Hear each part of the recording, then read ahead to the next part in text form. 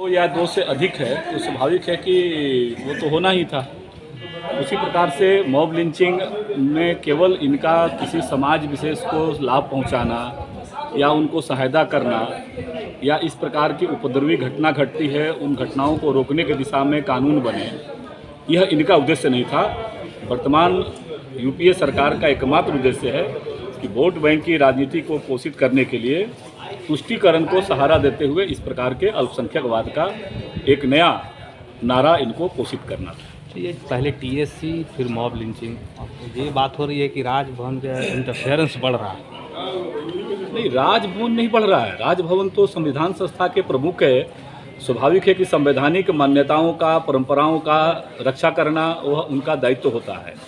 लेकिन झारखंड के एक सामान्य जनमानस से पूछिए आप कि भीड़ की परिभाषा क्या होती है, तो भीड़ की परिभाषा वो बता सकता है कि भीड़ क्या है, किसको कहते हैं। तो ये तो इसी उद्देश्य से विधेयक लाया ही गया था कि यह इस प्रकार का एक अल्पसंख्यकवाद का एक नारा नया इस प्रदेश के अंदर हम वातावरण बनाएं, तुष्टीकरण का एक नया वातावरण बनाएं और इसके आधार पर इन चीज़ों को तय करें। आप देखिए, बगल में रुपेश पांडे की हत्या होती है, पूरा भीड़ चिल्ला चिल्ला करके नागरिक कह रहा है कि अगर उस घटना में मॉब लिंचिंग प्रकार की घटना है, भीड़ के द्वारा घटना है, लेकिन सरकार मौन साधे हुए है। आज उस पीड़ितों को न्याय नहीं मिल पा रहा है। सिमडेगा के अंदर घटना घटी, सरकार मौन साधे हुए है। तो इनकी परिभाषा और नागरिकों के बीच में इस प्रकार के विभाजनकारी रेखा इन्होंने खींची है और यही विभाजनकारी राजनीति प्रदेश में चलेगी। सावधानी हो रही है। बिल जब विधानसभा में ले हुआ था उस दिन भी हम लोगों ने इस विषय पर आपत्ति दर्ज की। मॉब का मतलब क्या होता है इंग्लिश में और हिंदी में जो उनको डिफिनेशन इन लोगों ने किया है 2 या 2 से अधिक, जबकि मॉब का मतलब होता है 10 या 10 से अधिक। जब आप इंग्लिश वर्ड में जाएंगे तो 10 या 10 से अधिक लोगों को मॉब बोला जाता है। तो ये सरकार अपने से खुद गलत तरीके से डिफाइन करके भेजने का काम किया और उसका नतीजा ये हुआ कि उसको राज्यपाल ने फिर लौटाने का काम किया। इसमें सरकार ने जल्दबाजी की है और अधिकारियों ने गलती की है और जिन जिन अधिकारियों ने गलती की है सबसे पहले सरकार को उन लोगों पर कार्रवाई करनी चाहिए। फाइल लौटाई है मॉब लिंचिंग की और सरकार ने आखिर क्यों नहीं अवलोकन किया कि जो त्रुटियां रह गई, सरकार के फैसले पर भी प्रश्न चिन्ह उठाया है राज्यपाल ने।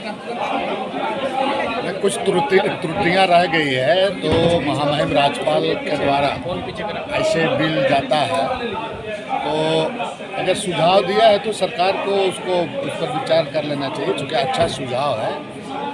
और इसमें हालांकि इस सब चीज़ को भेजने के पहले अवलोकन सही तरीके से कर लेना चाहिए, लेकिन कहीं हो सकता है कहीं चूक भूल हुआ होगा, इसलिए इसको बहुत ज़्यादा मतलब हम क्या कहेंगे कि उसको इशू भी नहीं बनना चाहिए। तब है क्या कि अब सरकार को जो सुझाव महामहिम राज्यपाल के द्वारा आया है तो इस सुझाव को मानते हुए यथाशीघ्र बिल को पुनः भेजना चाहिए। पहले टीएससी और उसके बाद ये तो राज्यपाल ने मॉब लिंचिंग की फाइल वापस की है।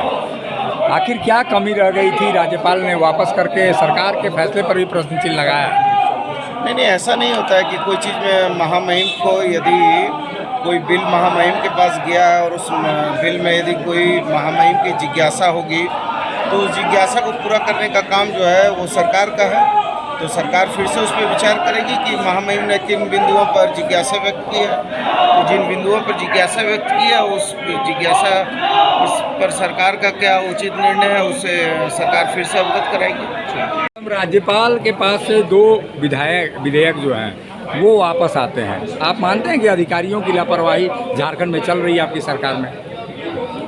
देखिए, लापरवाही तो कहीं कहीं चल रही है, इसमें बिल्कुल मना नहीं किया जा सकता है और कई चीज़ों को बदलने की ज़रूरत है। जो इतने सालों से जब से झारखंड बना है तब से ही हम लोग देख रहे हैं कि यहाँ के मूल समस्या उस पर बिल्कुल ध्यान नहीं दिया जा रहा है और आज तक ऐसे कोई ठोस निर्णय नहीं लिए गए जो कि ज़्यादा जनसंख्या के लिए न्याय संगत हो सके।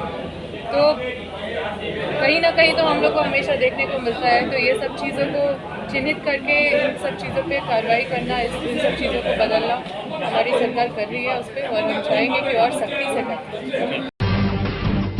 जब टूटती है आस, जब थकती है सांस, जब रूठते हैं अपने, मुंह मोड़ता है जमाना, जब अंगड़ाई लेता है संकल्प, फिर बनती है कहानी। बनते हैं अनमिट निशान।